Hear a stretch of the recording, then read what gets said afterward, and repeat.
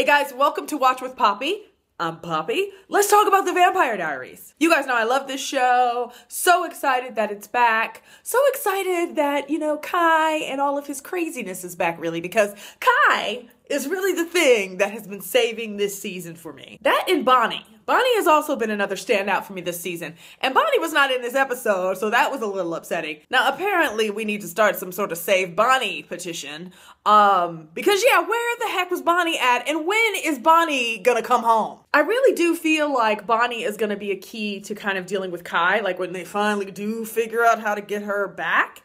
So I'm wondering if that's why they're kind of like holding off on bringing her back. So let's kind of talk about some of the bits of this episode. Two things stand out really. I think the whole deal with Kai and Elena, and then Caroline's whole storyline. So let's talk about Kai and Elena. I mean, Kai kidnapped Elena at the end of the winter finale, right? But it was one of those things where I think we were all kind of like, so what? It's not like he's gonna kill her or anything like that. He did torture her, so that was no fun. And of course, they kind of used that storyline to continue to build the whole Damon and Elena storyline, which you guys know is driving me batty. I can't help it. Sorry, Delana people out there. I love you.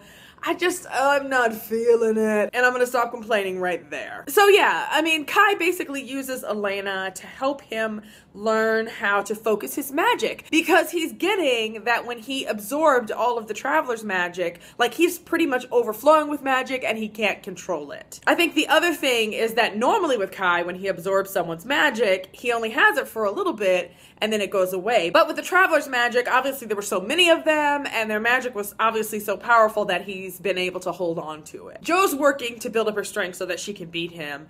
And I guess that's one of the big questions really to you guys is, can she beat him? That's the question, and I don't know. I don't really know the answer to it. I think it would be kind of cool if in the end she's the one who does beat him, because she's stronger than him.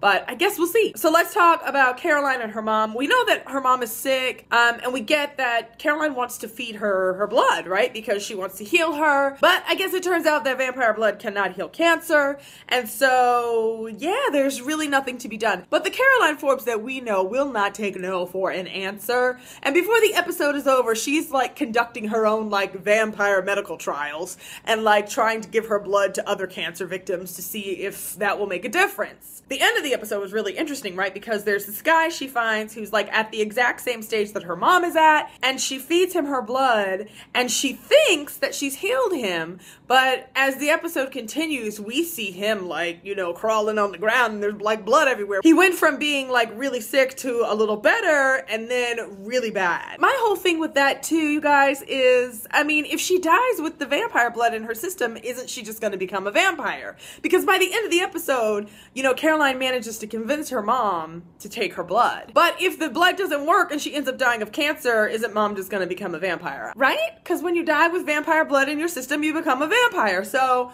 I don't know what's gonna happen there. I did think the scene at the end with her and her mom was so like touching though. I loved that, when Caroline's pretty much trying to convince her to take her blood. And she tells her like at one point, like, I know that you're gonna die one day, but I am not ready for that to happen now. And she ends up convincing her mom to take the blood, which we of course learn later is not necessarily such a good thing. Let's talk about Enzo because we have to. Enzo is quickly becoming this season's Tyler. You guys know that I think his whole like vendetta against Stefan, I just don't get it. He follows Caroline and Stefan, right? Because they go so that Caroline can find this cancer doctor to talk to. And it turns out that it's the same school that this Sarah Salvatore goes to. And so Stefan goes along with Caroline to kind of lurk around and make sure that Sarah's okay. Turns out that Enzo's there because he followed them and he quickly figures out what's going on. He figures out the secret finally. And Stefan finally tells him like, look, here's the secret. Big deal. Do whatever you want to do with that. Like if you want to tell Damon, do it. I don't care. But we're getting that that's obviously more for Enzo. And I mean, like, I am a little scared for Sarah because I feel like Enzo's going to do something there and I don't know what.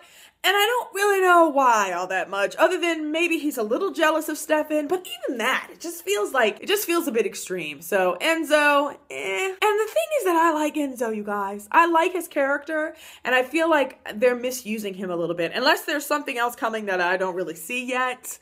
And if that is the case, then I will apologize later. But for right now, I feel like Enzo is getting wasted. Matt too, if we're talking about wasted characters, because, the more we see Matt on screen, we're just getting more and and more that he's got this kind of like resentment build up against supernatural anything. So I'm not really sure where they're going with that. Like, are they gonna turn Matt into this, like, I don't know, supernatural creature hater? I don't know. But Matt is human, and Matt's gonna get himself killed is what Matt's gonna do. Okay, you guys, that's it for me. Don't forget to tell me what you thought about this week's episode down in the comments section below. And I will see you again really soon. Bye.